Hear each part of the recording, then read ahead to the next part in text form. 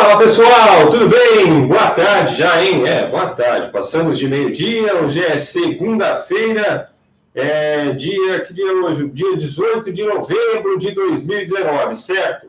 Semana importante porque é semana de decisão de Libertadores. E olha só, hein? O Flamengo pode ser campeão 2 vezes num prazo de, 24 horas, talvez. Nem isso, ou um pouquinho mais do que isso, né? Afinal de contas, disputa a decisão da Libertadores no sábado contra o River Plate lá em Lima, no Peru, e no domingo, se o Palmeiras porventura perder para o Grêmio jogando no Allianz Parque na rodada do Campeonato Brasileiro, as duas equipes ficarão com 12 pontos em disputa no Campeonato Brasileiro. E a diferença do Flamengo para o vice-líder, que é o Palmeiras, já é de 13, ou seja, podem ser 2 títulos em 24 horas, ou pode ser nenhum também, né? Pode ser que o Palmeiras vence, prorrogue, isso tudo é projeção de futebol, algo que a gente vai... Um orgulho desmanhado do jornalismo diria que é algo irrelevante. Mas nós vamos discutir a partir de agora, aqui na live do Terceiro Tempo. Convido você a compartilhar a nossa live aí com as suas redes sociais e participar também comentando, curtindo a nossa publicação. Enquanto eu compartilho aqui a live do Terceiro Tempo, no Facebook do Terceiro Tempo, lembrando que nós estamos também no canal oficial do Milton Neves, no YouTube, você pode ir compartilhando também. Cumprimento aqui o Lucas Reis, tudo bem, Lucas? Beleza, hein? Pô, prazer estar contigo aqui pela primeira vez, hein, velho? Prazer é todo meu, bem-vindo de volta. Obrigado. E é um prazer, vai ser bem legal. Ô Lucas, o que você acha? Exagerei aí na dose do Flamengo ou não? Não, eu não sei se vai acontecer. O Flamengo, eu diria que o Flamengo tem uma oportunidade muito grande de ser campeão, uma chance muito grande de ser campeão contra o River Plate no sábado. Na pior das hipóteses, é 50% a 50%. Não acho que o River seja muito melhor que o Flamengo. Então, a chance de ser campeão é muito grande. E não seria nenhum bicho de 7 cabeças o Palmeiras não vencer o Grêmio. É normal, o Grêmio precisa da vitória, vem de derrota para o Flamengo, precisa da vitória para se consolidar ali no G4, seria absolutamente natural uma vitória do Grêmio, e aí o Flamengo seria campeão. De fato, pode ser 2 títulos ali no intervalo de 24, 26 horas, mais ou menos, enfim. É uma oportunidade realmente curiosa. Seria um pouco xoxo, né, porque é o título que você ganha sem entrar em campo. Mas, enfim... É algo que pode acontecer, é um fato, não tem como mudar isso, não vai de opinião, enfim, não é uma questão de opinião nem nada, não. O Flamengo, de fato, pode conseguir esse fato curioso de ser campeão em menos de um dia, sem entrar em campo em um dos títulos. Bom, o Flávio Foguinho já disse aqui que o Flamengo vai entrar na taça. Bom, o fato é que deste final de semana, quando todo mundo imaginava que o Flamengo mais uma vez poderia tropeçar, né, o problema dos adversários do Flamengo é esse. Todo mundo acha que o Flamengo em algum momento vai tropeçar, e o Flamengo não tem feito isso, pelo menos não no Campeonato Brasileiro. O Flamengo foi a Porto Alegre e outra vez venceu a equipe do Grêmio. Já havia vencido com goleada e eliminado nas semifinais da Libertadores, e agora foi a Porto Alegre, no que a gente poderia chamar de uma revanchezinha, mas deu Flamengo de novo, né? Não tem jeito, o problema é esse, ninguém para o Flamengo. Com um time misto, quase em reserva, né? E o que é curioso, o Flamengo, né, nesses últimos jogos, nos últimos 10 jogos, tinha 4 jogos tropeçáveis, na minha opinião. Atlético Paranaense na Arena da Baixada, Grêmio na Arena em Porto Alegre, Palmeiras e Santos. Palmeiras no Allianz Parque, Santos na Vila Belmiro. Dos 4 jogos tropeçáveis, o Flamengo já passou por 2, sem tropeçar. Venceu o Atlético na Arena da Baixada, venceu o Grêmio na Arena e deve chegar para o confronto contra o Palmeiras no Allianz Parque já campeão. A tendência é essa. E o jogo contra o Santos aí já vai ser, enfim, só para cumprir tabela mesmo. A campanha, enfim, não tem muito o que falar mais da campanha do Flamengo, é algo impressionante. É muito, muito possível que o Flamengo bata os 90 pontos. É uma possibilidade muito real. Se eu não me engano, são 12 pontos em disputa. O Flamengo tem 81.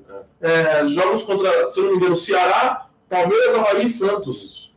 É muito possível que o Flamengo ultrapasse, pelo menos chegue a 90 pontos. E é impressionante. É de fato impressionante, porque o recorde de pontos no campeonato de pontos corridos com 20 clubes é do Corinthians, 81 pontos. O Flamengo já igualou o número do Corinthians. E a campanha é tão boa, mas tão boa, que o Flamengo pode ser campeão mesmo se perder todos os 4 jogos. É uma coisa absurda. Que campanha maravilhosa, não tem mais o que falar do Flamengo. o nível de performance que o Flamengo acabou atingindo. Um abraço para o Nelson Peringuareschi, que está conosco. Boa tarde, amigo. Fala aí, meu filho. Tudo bem, Nelson? Saudade, Nelson de Guarulhos. O Flamengo não ganha a Libertadores, ele acha que o Natal Alves Barreto está conosco, manda uma boa tarde para a gente, um salve aqui. Marcelo João da Silva, campeão, graças a muitos erros do VAR. Opa, pintou a polêmica aqui, hein, na participação do Marcelo João da Silva. A marcação do pênalti ontem para o Flamengo. Milton Neves, por exemplo, achou um absurdo, já chamou o VAR de VAR-mengo. E não foi a primeira vez, né? Você quer dar uma conferida aí na opinião do Milton Neves, acesse lá o blog do miltonneves.com.br, tem uma análise sobre especificamente a rodada do Brasileiro, mas especificamente esta marcação aí, né? Que foi a marcação do pênalti, um pênalti cometido pelo Léo Moura, anotado pelo Rafael Claus, sim, certo? Foi o árbitro paulista da partida do Flamengo, assim como teve um carioca, o Bruno Adel, que apitou o jogo do Palmeiras. Eu cheguei aqui hoje de manhã, ô Lucas, com a lembrança de que, assim, durante a Copa América, especificamente, o pessoal chamava a atenção que aquela bola com o braço para o chão aqui, estendendo o braço para o apoio, não deveria ser marcada na penalidade, mas o Klaus marcou. E aí? Ali tem uma questão que ele estava chegando no chão, né? A mão ainda não estava totalmente no chão. Mas assim, ele estava usando o braço para se apoiar, ele estava levando a mão ao chão para se apoiar e efetuar ali o corte da jogada. Eu também não teria marcado, assim, eu achei que não foi nada de pênalti. Não seria pênalti nessa regra nova, não seria pênalti na regra antiga que falava de intenção, porque também não existia intenção ali. Ele não aumenta ali a margem, quer dizer, até aumenta, mas não propositalmente ele aumenta a margem do corpo dele para bloquear a bola. Enfim, para mim foi um pênalti bizarro. Eu não vou questionar se o Flamengo mereceu ou não mereceu vencer, ou poderia sair de outras formas. Mas nesse lance específico, para mim foi um erro grave, porque não seria pênalti em contexto nenhum. Em contexto nenhum aquela jogada seria pênalti. Olha só, o Oséias de Matos, ele está na Flórida, em San Agustín. Olha aí, abraços, hein, pessoal? Valeu! O Nelson Guareschi disse que não estava recebendo as notificações, mas sempre estou acompanhando, então dá uma verificadinha aí, o Nelson. Vai lá nas preferências, lá, vê se está habilitado lá, porque às vezes o Facebook anda fazendo essas coisas aí, às vezes ele desabilita lá para você receber as notificações. Habilite o ícone, receber notificações, caso esteja desabilitado, tá bom? Para você receber sempre aí as informações quando nós estivermos no ar. Pode ser que tenha acontecido, sim. Então, vamos chamar a atenção aí do pessoal, inclusive. Mas não dá para questionar a campanha que o Flamengo tem feito. Na Libertadores, como é que você acha que vai ser aí no sábado, já iniciando uma semana de projeção mesmo para a disputa final da Libertadores? Eu acho que o negócio é mais equilibrado por ser um jogo único, né? Sim, o jogo único é muito imprevisível, né? Porque às vezes a equipe menor consegue se equiparar na base da vontade, da organização. O River Plate tem a vantagem de estar acostumado com o ambiente, de vir de final de Libertadores, de ter 2 títulos e 3 finais nos últimos 4 anos. Enfim, o River é um bom time, não tem como questionar isso. O Marcelo Gallardo é um excelente treinador, tanto que é especulado para assumir o lugar do Valverde no Barcelona. Enfim, é um cara muito qualificado. Eu acho o Flamengo um pouquinho mais time. Acho que o Flamengo tem mais talento individual. E aí, num jogo apertado, num jogo brigado ali, de detalhe, talvez o talento individual faça a diferença. Eu também, assim, de longe, eu não me arrisco a apontar um favorito, porque é muito, muito justo, é muito igual, é muito parelho. E final de Libertadores a gente sabe que tem trocentas peculiaridades. Final por si só, em jogo único, a gente sabe que é sempre muito imprevisível. E como não há um time muito superior ao outro, é muito complicado. Eu acho que o Flamengo chega bem, isso é interessante no lado flamenguista. O Flamengo não chegou ninguém machucado, aparentemente não tem ninguém ali colocando a língua para fora no final dos jogos, então fisicamente o time parece ainda estar aguentando bem o tranco. O Flamengo não chega com grandes problemas, não chega com grandes dúvidas, e isso é bom, você chega tranquilo, você chega sem grandes interrogações na sua cabeça, focado para decidir o título. E tem outra coisa importante, como o título brasileiro está encaminhado, acho que psicologicamente isso é bom, porque o time não entra ali dividido, não entra pensando assim, pô, mas se a gente perder aqui, e perder o brasileiro, sabe? Acho que a pressão é um pouco menor. E como o River é o atual campeão da Libertadores, o Flamengo talvez não se sinta tão obrigado a ganhar o título, não se sinta tão favorito. Acho que psicologicamente isso pode ajudar. O jogo único contra o time argentino, o lado psicológico é essencial. Olha, o Natal Alves Barreto diz assim, o River tem um técnico muito experiente, o Flamengo precisa de muita atenção. É verdade. O Galhardo é um excelente treinador, a gente já cansou de enaltecer aqui o trabalho dele, ganha uma bala já no River, o maior salário da América do Sul, né? É a grande estrela da equipe argentina, só que é o seguinte, o cara ganha muito, só que ele comprova, né? Ele entrega. Ele mostra os resultados. Se eu não me engano, são 15 ou 16 finais que o Galhardo chegou à frente do River desde 2014, se eu não me engano, foi quando ele assumiu. 15 ou 16 finais é muita coisa, claro, muita coisa. Altamente expressivo o aproveitamento do Galhardo. Nem sempre é possível vencer, né, gente? Mas só vence quem chega, né? Claro. E aí ele chega. Vamos falar um pouquinho da 33ª rodada do Campeonato Brasileiro, Lucas? No sábado nós tivemos o empate entre o Santos e o São Paulo lá na Vila Belmiro. Sim. Acho que o pessoal estava até esperando que o Santos, entre aspas, deitasse para cima do São Paulo, em função dos resultados recentes do Tricolor, as 2 derrotas em casa. O trabalho do Fernando Diniz já começando a ser questionado novamente, o São Paulo em alta, porque o Santos vinha de 4 vitórias consecutivas, mas aí um tempo para cada um e deu um empate mesmo. Pelo primeiro tempo, eu também fiquei com a sensação de que o Santos iria deitar e rolar no jogo. O primeiro tempo do Santos foi amplamente, exatamente, e o Santos foi amplamente superior ao São Paulo. A diferença foi muito grande. O São Paulo parecia um time que se reuniu naquele momento ali para jogar e não tinha organização nenhuma. Não tinha nada que salvasse do primeiro tempo do São Paulo, nada. Até, por exemplo, o Arboleda, que é um jogador muito elogiado, estava mal no jogo, Jusilei muito, muito mal, e o Santos dominando completamente a partida. E isso tem acontecido ao longo da temporada com o Santos. Foram algumas das vezes que aconteceu a mesma coisa. O Santos volta do intervalo depois de um primeiro tempo bom e apaga. O Santos apagou no segundo tempo. E aí o São Paulo foi bem melhor. Não foi tão superior quanto o Santos no primeiro tempo. O São Paulo foi melhor, buscou o empate até que cedo no segundo tempo e poderia ter virado. O Santos conseguiu equilibrar um pouquinho na parte final do jogo. Mas, enfim, um tempo para cada um, sendo assim, não tinha como falar que o resultado é injusto. Foi um bom jogo. Eu esperava um pouquinho mais do Santos, mas foi um bom jogo. Ô, Lucas, o Daniel Alves fez apenas o gol, entre aspas, né? Ou ele jogou bem? O segundo tempo dele foi de razoável para bom. Porque muita gente ainda fala assim, mas o Daniel Alves precisa estrear no São Paulo. Né? O Daniel Alves fez aquele jogo contra a equipe do Ceará, foi o primeiro jogo dele, fez o gol da vitória do São Paulo, mas depois não brilhou. Né? E agora, depois do clássico, o Fernando Diniz, inclusive, enalteceu o trabalho do Daniel Alves. O primeiro tempo dele foi muito ruim, mas o primeiro tempo do São Paulo foi muito ruim, não tinha que se salvar. O segundo tempo dele foi bom, foi de razoável para bom, ali, não foi uma grande partida. Agora, tem muito uma questão de expectativa também, né? O São Paulo e o Daniel carregaram uma expectativa enorme para o desempenho dele. E o Daniel, ele não é o Neymar.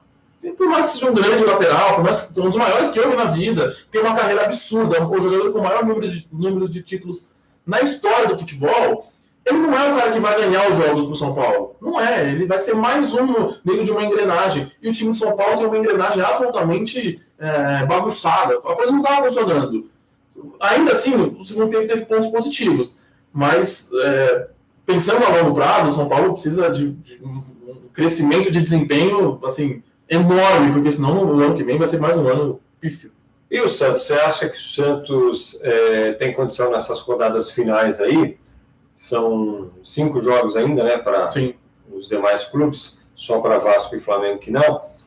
O Santos tem condição de alcançar o vice-campeonato? Se tivesse vencido, inclusive, acho que teria assumido o segundo lugar. Não, subiu que o Palmeiras empatou, então não teria assumido. Seria segundo colocado apenas se o Palmeiras tivesse perdido. Eu acho que tem como uma questão importante. O Santos parece estar sentindo um pouquinho mais a questão física no final das partidas, então tem faltado um pouquinho de perna para o Santos. Agora o desempenho é bom. E eu acho que até que ficar em segundo ou em terceiro para o Santos nesse momento não é tão relevante. Até pela questão financeira, a diferença é pequena na premiação. Agora, tem tem jogado, se a gente for parar para pensar assim, com muito cuidado, em termos de desempenho, o Santos tem jogado mais que o Palmeiras já há algum tempo. Mas eu confesso agora que eu não me lembro os próximos jogos do Santos para dizer, e nem do Palmeiras para dizer ali quem deve somar mais pontos. Eu sei que em comum eles têm o Flamengo pela frente. O Santos enfrenta o Flamengo já com a fatura liquidada na última rodada. Então pode ser que consiga arrancar um pontinho do Flamengo. O Palmeiras talvez o Palmeiras decida o título contra o Flamengo e o Flamengo vai babando para cima do Palmeiras. Enfim. O Santos tem o Cruzeiro na Vila, né? Já na próxima rodada. E aí depois a Fortaleza fora de casa, que naquele primeiro turno foi o 3-3. Sim. E aí na 36ª rodada pega a Chapecoense na Vila, é jogo para mais 3 pontos. Sim. E aí depois o Flamengo, mais um e aí sim o Flamengo.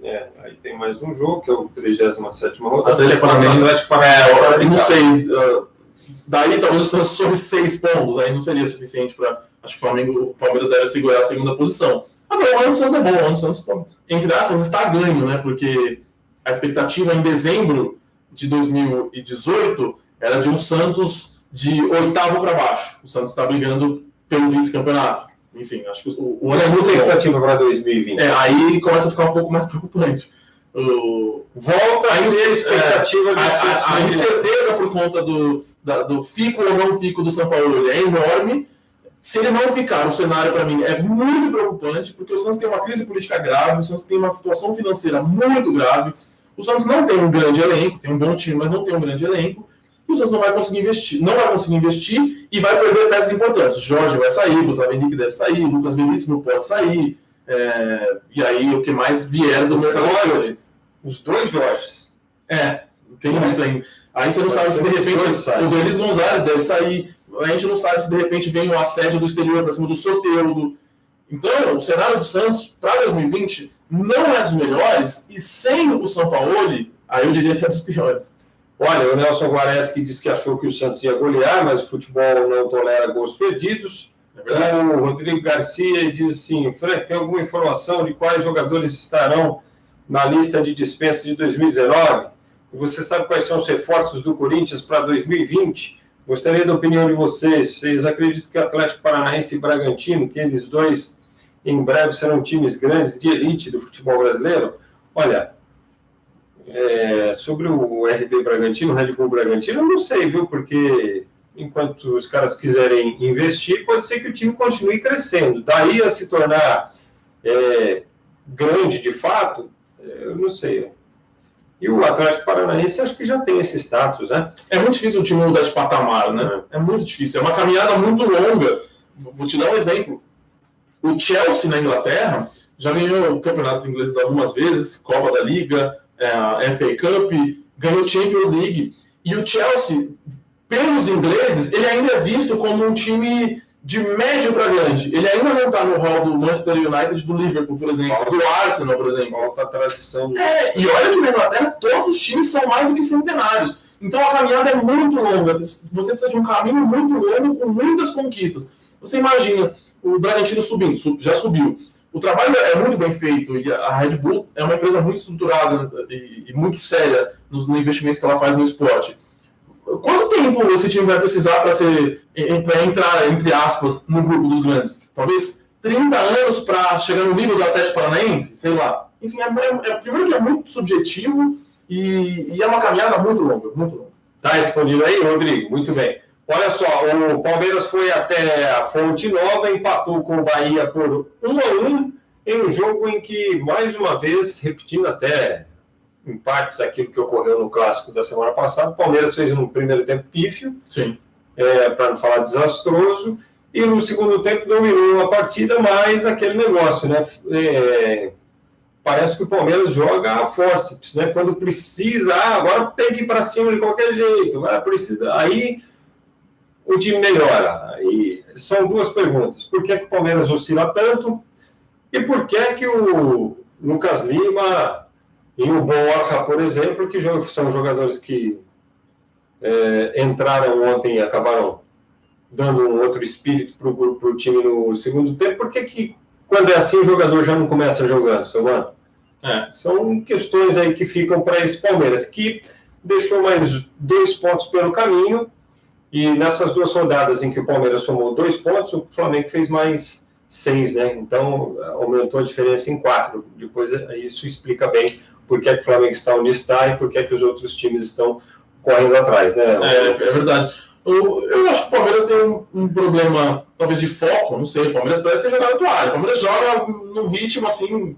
com exceção do jogo do São Paulo, se a gente pegar, talvez, os últimos 5, 6 jogos do Palmeiras, com exceção do clássico contra o São Paulo, o Palmeiras jogou sempre numa rotação tão, sabe, modorrento aqui. Aí, quando liga o sinal ali, quando acende o sinal de alerta, como você disse, aí o time joga. E aí, o elenco do Palmeiras é muito bom, ele tem muito talento ali. Você vai dizer que o Dudu não é talentoso, que o Lucas Lima não é talentoso, por mais que seja questionável a postura dele como jogador? Não, são jogadores talentosos. E em algum momento o talento acaba sobressaindo e acaba salvando o Palmeiras, entre aspas. Mas parece que é sempre assim, sempre quando a água bate no pescoço, puta, precisamos jogar. Vai lá, melhora um pouquinho o desempenho. Eu não sei se o time, se o elenco largou mão, eu não sei se o Mano não consegue organizar o suficiente para que os jogadores se sintam à vontade. Eu não sei qual é o problema do Palmeiras, sinceramente. Em termos de elenco, de investimento, o Palmeiras tem que estar brigando de cabeça a cabeça com o Flamengo, mas não está conseguindo. Bom, aquela projeção que a gente fez para Santos e para 2020, dá para projetar também o Palmeiras? A expectativa é sempre positiva, exatamente, né, em função do investimento, né? Mas, por aquilo que o time deixou de conquistar em 2019, o que é que deve ser mudado? O Palmeiras erra muito em contratação, pelo menos para mim, Frank. O Palmeiras tem algumas questões ali que precisam ser resolvidas. Por exemplo, o Carlos Eduardo custou mais que o Bruno Henrique. O Carlos Eduardo para o Palmeiras custou mais que o Bruno Henrique para o Flamengo. É um tiro errado. O Palmeiras ele erra muitos tiros na hora de contratar. Então, o Palmeiras, primeiro, ele precisa mudar esse perfil de contratação, fazer algumas contratações mais certeiras. Eu sempre digo aqui, enfim, onde escrevo, que o Alexandre Matos, para acertar uma contratação, ele tem que fazer 3, 4, 5, talvez, sei lá. Pelo menos, ao meu ver, ele erra muitas contratações. Então, o Palmeiras precisa flamengar no mercado do ano que vem, dar aqueles tiros certeiros, porque tem um bom time, tem um bom elenco, e você reforça posições pontuais ali, contratações que cheguem e mudam o patamar da sua equipe. Eu, honestamente, nem teria contratado o Mano Menezes. Eu não sou fã, não é nem do Mano Menezes, eu não sou fã da visão de futebol do Mano Menezes. Sim. Mas acho que ele é o treinador para 2020, não tem muito o que fazer. Eu já li notícias por aí dizendo que caso o Palmeiras resolva trocar o Mano, iria num treinador estrangeiro. Não sei, especulação pura. Eu mudaria o perfil para mudar a filosofia de futebol. Mas assim, ainda com o Mano Menezes, ainda com essa ideia de futebol, não dá para prever 2020 ruim para o Palmeiras. Com esse nível de investimento, com esse elenco, com esses jogadores, imaginando que venha uma peça ou outra para mudar o elenco de patamar, o Palmeiras tem, entre aspas, obrigação de brigar por todos os títulos que disputar. Olha, o Rodrigo Garcia pergunta se eu sei alguma coisa sobre o São Paulo e o Boca Juniors. Não sei. O Daniel Bagatini, abraço, meu amigo. Você sabe alguma coisa? Não. A imprensa argentina especulou, assim. Mas, o São Paulo, o que chegou aqui no Brasil foi, São Paulo interessa ao Boca Juniors. Mas o São Paulo, o Maradona, o técnico do Vélez, que, se não me engano, é o Reis, que jogou na seleção argentina, o técnico de não sei onde, o técnico de não sei onde, assim, uma lista foi né? Então... Daniel Bagatini, abraço, meu amigo. Estava com saudade de você. Opa, você é fera, meu irmão. O Luiz Bubitz, vergonhoso o Grêmio, parabéns ao Flamengo. E realmente o comando técnico é ótimo. O Renato insiste com o Michel, o Michael, né? Michael, o André, por favor, parabéns, Flamengo merecedor.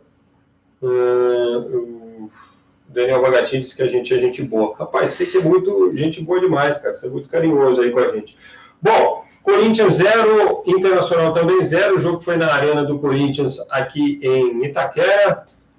Meio que mais do mesmo, né? Do Corinthians. Reencontro, mais uma vez, do Guerreiro com a torcida corintiana, né? Mas o Inter e o Corinthians, a temporada deles dá para você resumir por esse jogo, sabe? É isso aí, mais do mesmo, não conseguem subir muito mais o desempenho. O Corinthians, pelo que ele apresentou, nos últimos 15 jogos, 10 jogos, tá no lucro ainda, porque ainda tá na briga pela Libertadores, tem que torcer muito pro Flamengo. O Inter também, mas enfim, tem que torcer muito pro Flamengo, porque se o Flamengo for campeão da Libertadores, abre mais uma vaga ali na briga pela Libertadores de 2020. Agora, o Corinthians tem que, é isso, sabe, mudar um pouco a cabeça para o ano que vem. O Coelho já está começando a fazer isso. Aliás, tem uma declaração interessante do Coelho, porque perguntaram para ele depois da partida se ele tem conversado com o Thiago Nunes, se ele está preparando já o time de acordo com o que o Thiago Nunes pensa de futebol. E ele falou, não conversei com ninguém, eu estou preparando o time pela minha cabeça. Estou montando, estou fazendo meu trabalho aqui e pronto. E agora, o Corinthians tem que começar a alinhar ali a ideia de jogo, já pensar em 2020. Acredito que o Thiago Nunes está observando bastante, já está analisando ali possíveis indicações de contratação para o Corinthians, mas a temporada, infelizmente, para o torcedor corintiano é muito abaixo do que deveria. Eu acho, por exemplo, o elenco do Corinthians melhor que o do Santos. Se não melhor, acho pelo menos do mesmo nível. E o Corinthians, em nenhum momento na temporada, apresentou um desempenho próximo do desempenho do Santos. Acho muito pouco mesmo. No lado do Inter, o Inter, para mim, trocou de treinador na hora errada e agora é levar meio em banho-maria até o final da temporada, tentando se segurar no G6/G7 para garantir uma vaguinha na pré-Libertadores no ano que vem. Daniel diz o seguinte, amo o Palmeiras. Engraçado, o Palmeiras pode ter errado sim, mas um time nos últimos 5 anos, 3 títulos nacionais e 2 vice-brasileiros não é tão ruim. Não é tão ruim, mas o que a gente está dizendo aqui, Daniel, é que esse ano, de 11 contratações do Alexandre Matos, 2 vingaram. O Vitor Hugo, que veio mais por vontade dele mesmo, o Vitor Hugo, do que talvez do próprio Palmeiras. Foi a famosa oportunidade de mercado, né? E o Luiz Adriano, que virou titular, mas também já se lesionou aí umas 2 vezes, não vem sendo utilizado. Os outros, Ramírez, DM, Ricardo Goulart veio, mas não veio, fez alguns jogos, depois voltou, e os outros nem se fala. Felipe Pires, Carlos Eduardo, Matheus Fernandes poderia ter até um pouquinho mais de oportunidades, mas não teve. Os que foram contratados no ano passado, o Arthur Cabral foi negociado, o Zé Rafael conseguiu a vaga de titular agora, com o Menezes, entendeu? Então, assim, e mesmo assim, o Zé Rafael só foi titular por causa daquela expulsão do William contra o Santos. Foi a partir daquele jogo que ele começou a se firmar, porque o William cumpriu suspensão, depois pegou uma lesão, e aí quando voltou tinha perdido espaço. Sabe o que eu acho, Frank? Não é papel do torcedor ser crítico, não. Mas eu acho que seria interessante se o torcedor conseguisse elevar um pouquinho o nível da crítica, no sentido de cobrar mais o seu treinador, o seu dirigente, o seu diretor de futebol e até o seu jogador. O Palmeiras, beleza, conseguiu 3 títulos nacionais nos últimos 5 anos, 2 vices, enfim. É bom, realmente é bom. Mas em que momento o desempenho do Palmeiras te encheu os olhos? Em que momento o desempenho do Palmeiras te fez parar para pensar, caramba, eu tô vendo um time histórico? Porque quando você sobe a régua, o seu time vai ter que jogar mais, o nível de exigência maior, o time vai ter que tentar um desempenho maior. Enfim, e é aí que, consequentemente, as conquistas vêm. Então, torcedor, acostume-se a exigir cada vez mais do seu time, porque, consequentemente, você vai ver um futebol melhor, o seu time vai estar melhor, o estádio vai estar mais cheio, você vai estar mais feliz, você vai presenciar momentos históricos, enfim, subir a régua mesmo, assim, pedir para que o seu time jogue mais, tenha um desempenho melhor. E a gente só cobra boas contratações de quem pode contratar, né? A gente não pode exigir uma contratação top, um jogador do Santos, na situação que a gente sabe que o Santos está, né? Bom, algum outro destaque nos jogos do Campeonato Brasileiro, Lucas, que merece destaque, só para a gente falar do Sub-17? Eu acho interessante a gente falar do empate do Fluminense, mas rapidamente, o Fluminense com o Atlético, o Fluminense patinando absurdamente na luta contra o rebaixamento, fez o primeiro tempo até que bom contra o Atlético, e aí cedeu o empate já na parte final, quase tomou a virada, inclusive, e o Ceará, que conseguiu perder para a Chapecoense, jogando na Arena Condá. O Adilson Batista se disse envergonhado pelo desempenho do time. A Chapecoense, que já praticamente jogou a toalha, consegue essa vitória. Acho que é basicamente isso. O Fortaleza quase livre do rebaixamento. Primeiro nesse momento. O trabalho do Rogério é muito bom. Nós temos mais 2 jogos hoje. E aliás, vou falar uma coisa. Goiás, Cruzeiro e Avaí. Sim, desculpa, Frank. Vou falar uma coisa. Se eu sou dirigente do Santos e o São Paulo me fala hoje que não fica para o ano que vem, eu tentaria a contratação do Rogério Ceni. É isso aí. E no Sub-17, o Brasil acabou virando para cima do México. 2 viradas, né, na semifinal contra a França e na decisão contra o México. O Brasil foi conquistou o título de tetracampeão mundial da categoria Sub-17. Mas um detalhe curioso é que o Brasil não participaria desta competição. O Brasil não conseguiu classificação para o Mundial via Sul-Americana. E só entrou na competição como país sede, porque essa competição seria disputada no Peru, que acabou abrindo mão de sediar por algum problema, passou para o Brasil, e a seleção brasileira entrou aí meio que com a porta quase fechando ali, e sai campeão. Lucas. Os grandes favoritos para esse título, antes do torneio se iniciar, seriam a Holanda, atual campeã europeia, e a França, né? A Holanda perdeu para o México, que foi para a final contra o Brasil, e o Brasil conseguiu uma virada histórica contra a França. A final foi bem legal, assim, foi um jogo bem disputado. O Brasil bateu 3 bolas na trave, se eu não me engano, do goleiro mexicano, pressionou bastante no primeiro tempo, e aí, num apagão ali, no começo do segundo tempo, sofre o gol. Eu achei muito legal o perfil dos jogadores. O Guilherme Deladeia, se não me engano, é esse o nome do treinador, ele conseguiu formar um grupo de muito brilho, né? Um time que luta muito. O time do Brasil, em alguns momentos, perdeu a organização, mas em momento nenhum perdeu o brilho, perdeu a vontade de virar aquela partida. Foi buscar um empate, para mim, um pênalti bem mandrake. Eu não teria marcado o pênalti. O VAR chamou o árbitro de campo, ele revisou e achou que deveria marcar o pênalti. E aí, depois de fazer 1-1, uma pressão total, uma jogada muito bem trabalhada, um cruzamento invertendo de um lado para o outro. O jogador do Flamengo, me fugiu o nome dele agora, chegou batendo em diagonal. Lázaro, e fez um belo gol, inclusive, uma festa bem bacana.